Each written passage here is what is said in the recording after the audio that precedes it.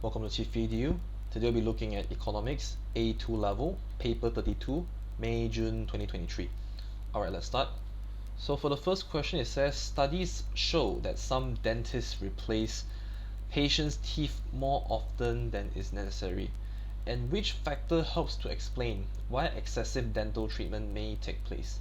Okay, so uh, so let's look at the four options and see which one is correct. I'll start from the bottom. D, it says the existence of social benefits. Okay, so when there is social benefits, it's basically when um, the society is gaining, the entire society, including you yourself and also other people, are gaining from a consumption of a particular good.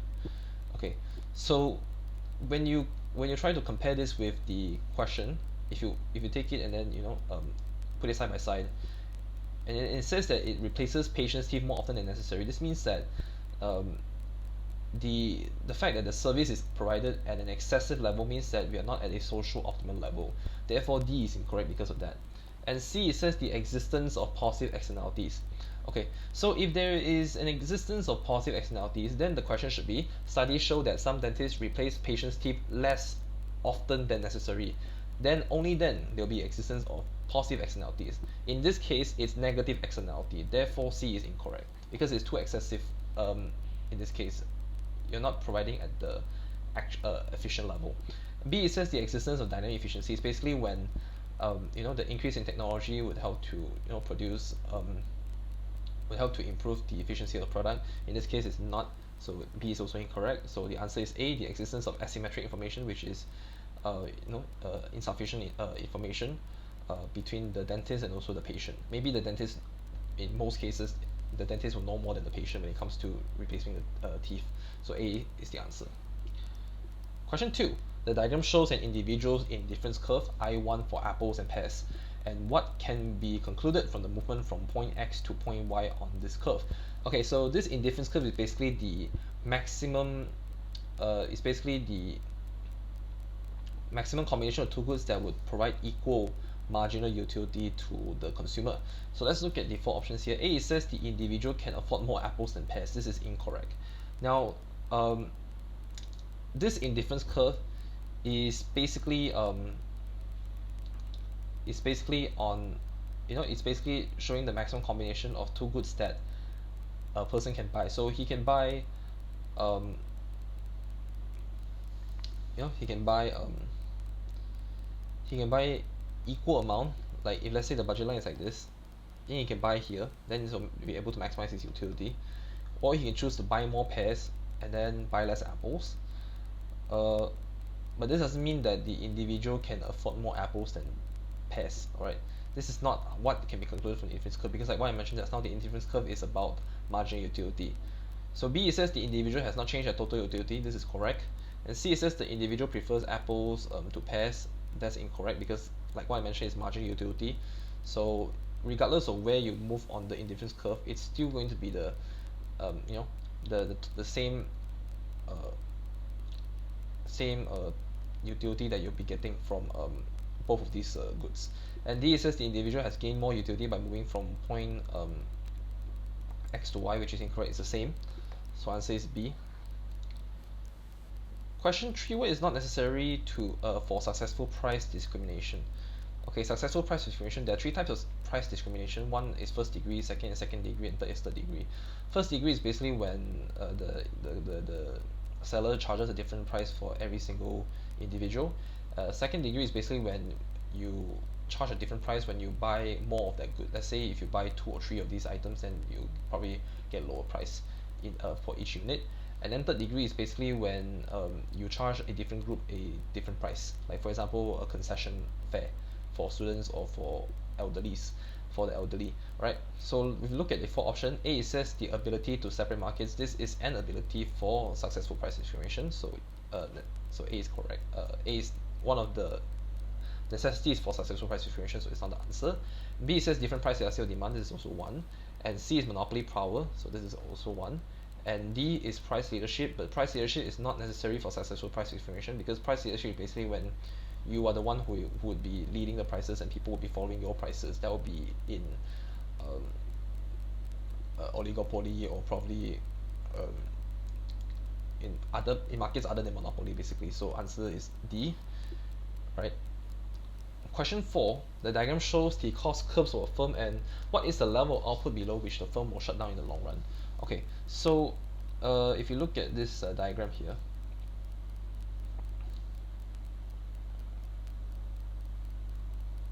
so if you are at point D, you are able to sustain, so that's not the answer. If it's at point C, you realize that you see that your marginal cost is going to cut your average total cost curve. Alright, so if you go below that particular point, you'll be your marginal cost will be, let's say for example, if you go here, okay, then you'll be selling at the 80s, you'll be selling at a loss if you realize that. Okay, you're selling at a loss, and then because of this, the level of output below which firms will shut down in the long run would have to be below C. Okay, because as you can see here, if it's at D, your average total cost is lower than your marginal cost, so you'll be earning a profit. But if you go below ATC, you realize that it is already at a point where your average total cost is higher than your marginal cost, therefore you are making a loss, and then in the long run you have to shut down, so answer is C.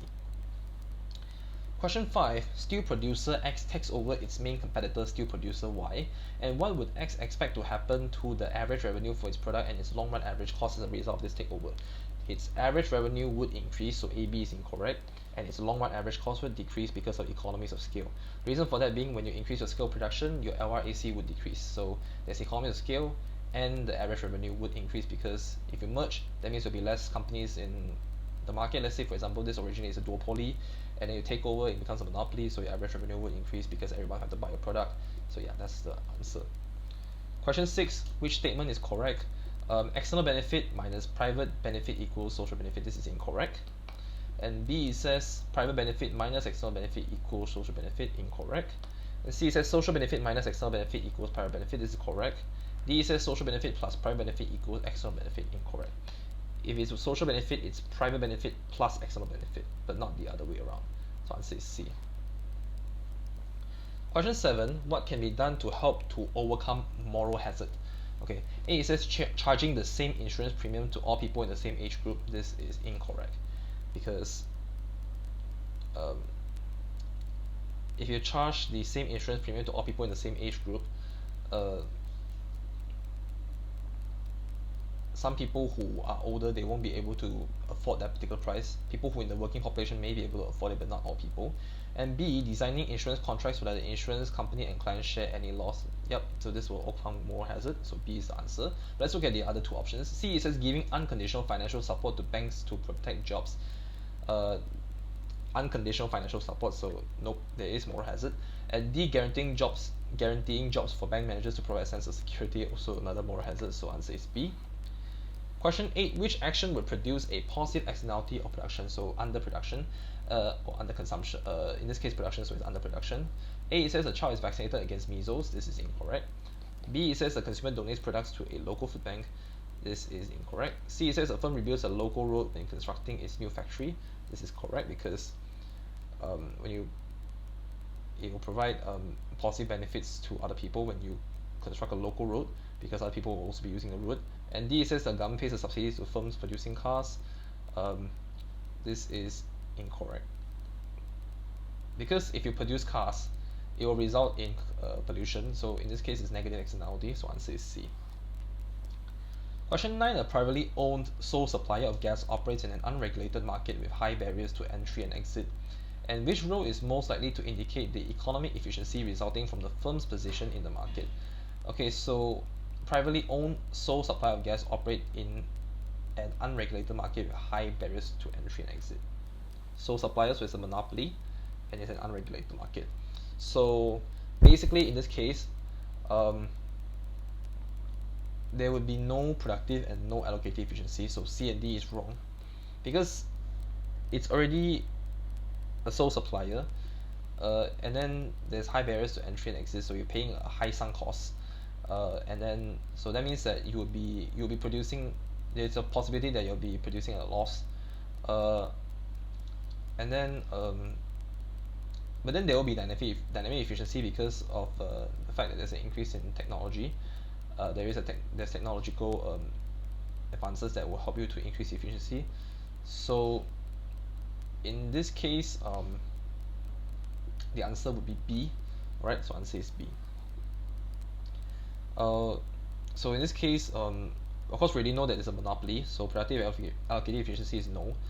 But then it's an unregulated market, so you would be able to be benefiting from the technological advances. Okay, question 10. A government increases the protection that patents offer to investors of new products and processes, and which barriers to entry into an industry are higher as a result of this increase.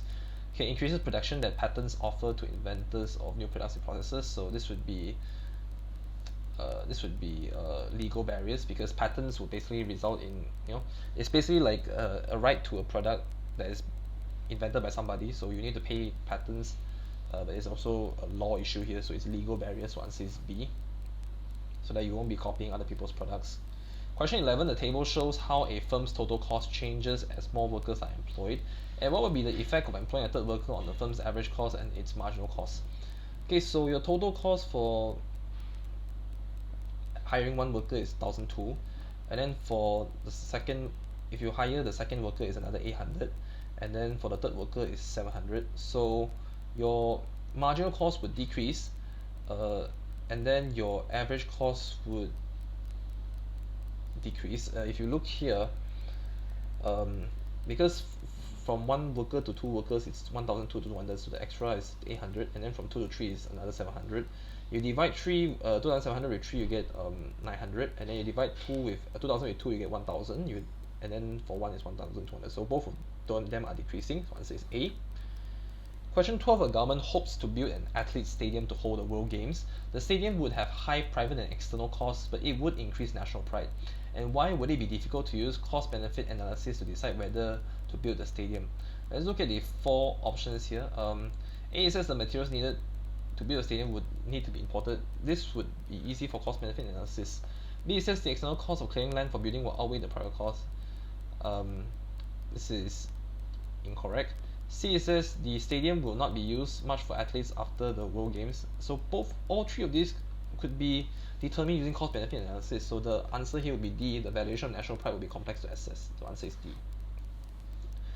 Question 13, what will lead the demand curve for labor to shift to the right? Okay, so demand curve for labor to shift to the right, this would be when there is an increase in the marginal productivity of labor.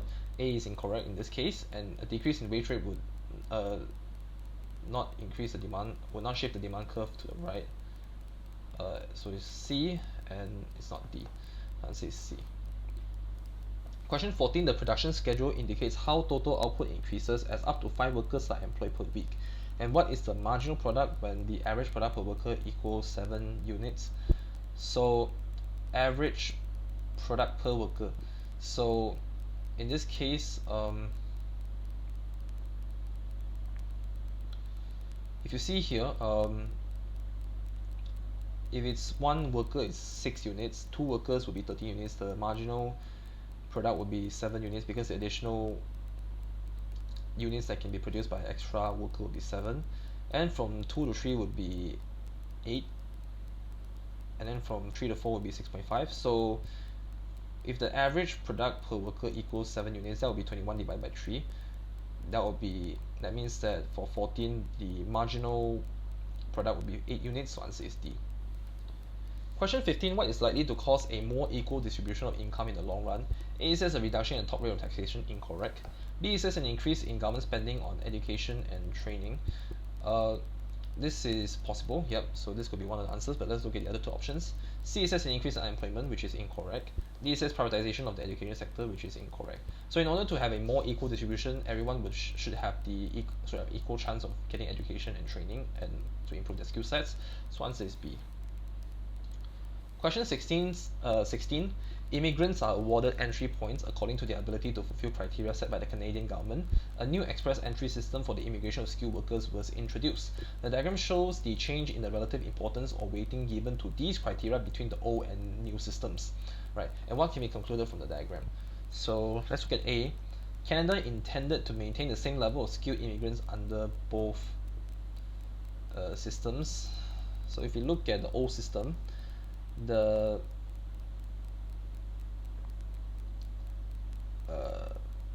skill transferability is there for the express entry system, and then in the old system there's no skill transferability, so A is incorrect. B, it says Canada wanted a smaller number of highly educated skilled immigrants. This is also incorrect because skill transferability because highly educated skilled immigrants, smaller number. If you see here,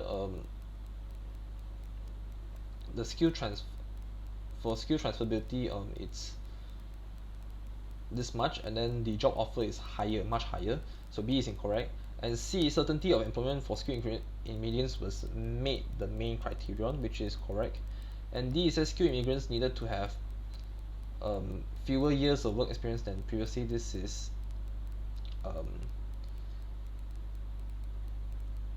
if you look at work experience, the work experience here is quite a lot. If you compare it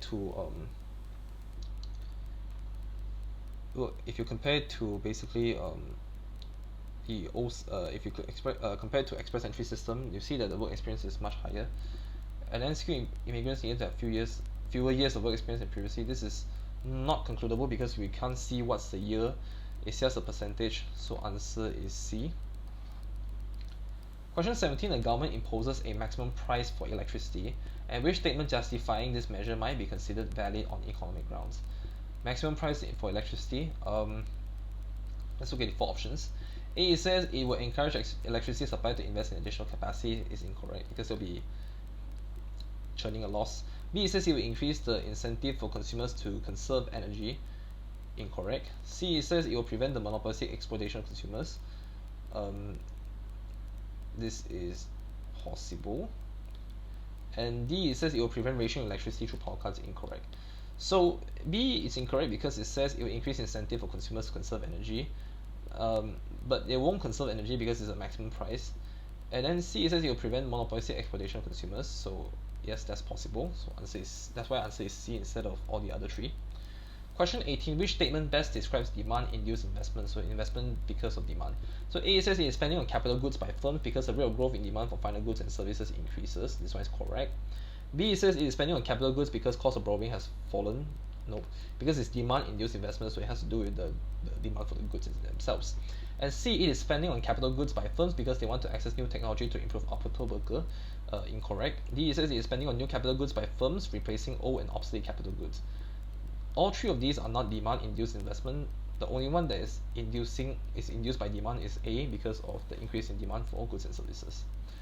Question 19, Middle Eastern countries earn foreign exchange from exports of oil and natural gas. The World Economic Forum has encouraged oil producers to assist low-income countries in achieving economic growth. And which policy by Middle Eastern countries would be least likely to achieve this economic growth in low-income countries? Okay, so A, says assisting low-income countries to overcome foreign exchange shortages by writing off debts. This policy would then be able to allow them to achieve economic growth, so A is incorrect. B, says enabling low-income countries to undertake capital projects for supply of clean water. This is going to help with economic growth. C, says hiring mainly labor from low-income countries with infrastructure. This would improve economic growth. D, says reducing exports of fuel to low-income countries to lower pollution. This would then decrease economic growth because if you reduce export of fuels to low-income countries, then they won't be able to have raw materials to produce the goods. So D is the answer. 20, an open economy has injections J into the circular flow of income and withdrawals W. If the full employment level of national income is OQ, what represents the inflationary gap?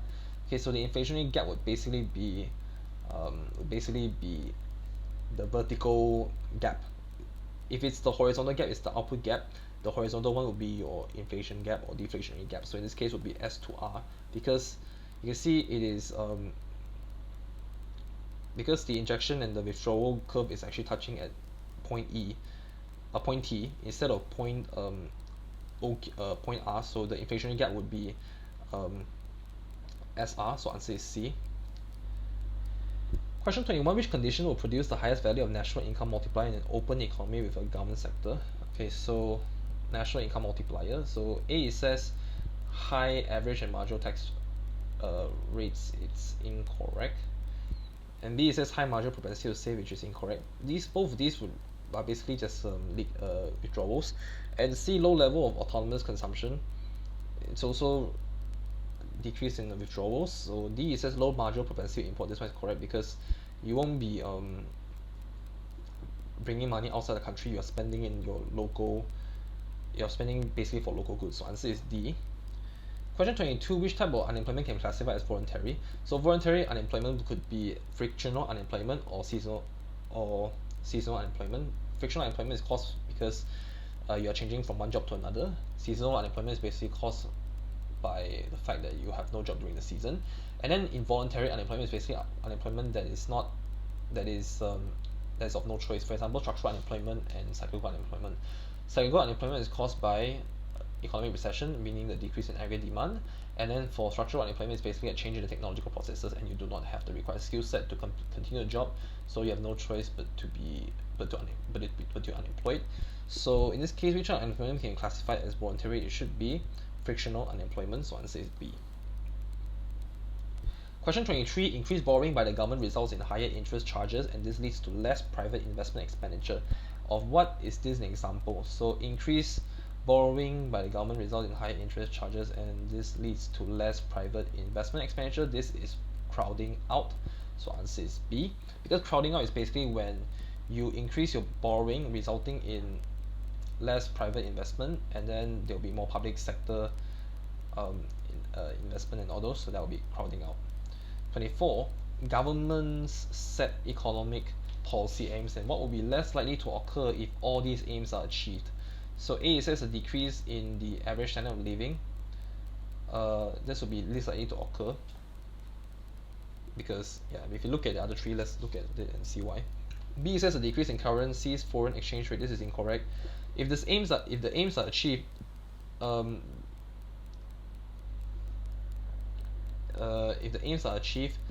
then yes, it's possible that the currency's foreign exchange rate would decrease. And C, it says an increase in the level of frictional unemployment could increase. Yes, because now there's a high chance that the economy is in full employment.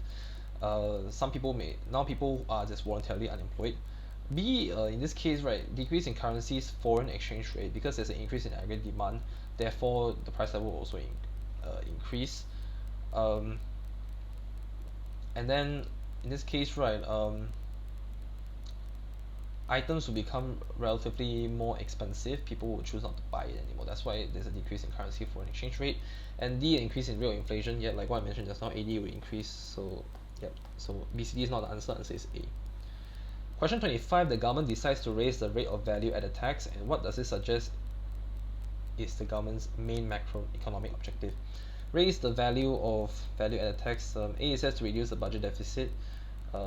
Yes, this is possible. B, it says reduce inequality in income distribution. Incorrect. You're increasing value added tax, which is indirect tax, so people who are poorer would then also have to pay the tax. C, to reduce the level of unemployment. Incorrect.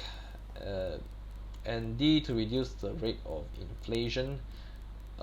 Incorrect. Because reducing level of unemployment is not going to reduce the level of unemployment, it will just increase it, because now there will be increase in disposable income, and then the fact that you're increasing taxes means that your aggregate demand will shift to the left, so there'll be many people who will be out of jobs because of lower demand for a particular good.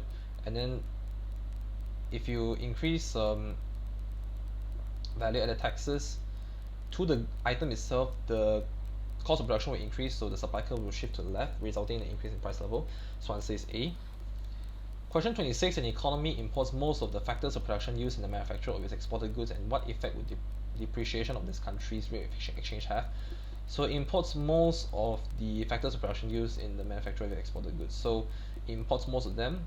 Price of imported goods in the domestic currency would then increase, and then because if you depreciate, then goods of other countries will become relatively more expensive, and then if you depreciate, it would also result in a decrease in your exchange rate. The price of exported goods in the domestic currency would also be relatively more expensive because of this depreciation. So both would rise, so answer is D. Okay, so yep. So when you decrease your real exchange, and then you were to, and then people would then actually exchange more of the money to buy your goods, and then when the demand increases, the price level will also increase as well. In your domestic currency, it will become more expensive. Okay, 27, the table shows the Human Development Index values for India in 2014 and 2020, and which conclusion is most likely to be drawn from the table about change in HDI value. HDI value has increased, so A says India had a fall in life expectancy at birth. This one is incorrect, because HDI value has increased, so this is not correct. B says a fall in real national income, incorrect. C says rise in environmental pollution, incorrect. And D says rise in mean years of schooling, this is correct. Yeah, this is why the Human Development Index has increased. The other three would result in a decrease. 28, the diagram shows a J curve, which indicates that a fall in the exchange rate will worsen the current account position before it starts to improve. And what is said to explain this? So this one is basically when your sum of PED x plus m is more than 1. Alright, so in this case, A says a time lag before recognizing that prices have changed. This one is correct. B says improvement in quality is incorrect. And C says demand for imports and exports is elastic in the short run. In the short run, it's inelastic. It will take time before factors of production are variable, so that will be in the long run for it to be elastic. And D says supply of good is price elastic, which is incorrect. So answer is A, the time lag before recognizing that prices have changed. And 29, which country is likely to be most highly developed? So your Gini coefficient must be low, so A is incorrect. And death rate must also be low, and the relative size of tertiary sector should be high. So in this case, 29 should be C, right? So answer is C. Question 30, what is central to economic growth but not necessary to economic development? Okay, so economic growth, there could be an increase in GDP, but doesn't exactly mean that there's an increase in economic development, because in economic development it also means Gini coefficient, your HDI, and also other types of types of calculations by using other indicators like let's say gross happiness index and all those. In this case, an increase in gross domestic product would not necessarily mean economic development, so answer is B. Let's look at the other three options. A says an expansion of range of economic choices would mean that there will be economic development, and C says eradication of absolute poverty, there is economic development, and D, the satisfaction of basic needs amongst the whole population, there is also economic development. So the one that doesn't necessarily contribute to economic development would be the increase in the GDP. So our answer is B. Alright, so this is the end of this paper. I hope you guys find this video helpful. Do share this video out to other people who may need help with economics A2 level. As always, I hope to see you guys again in the next video. Till then, this is qiphyedu. Goodbye.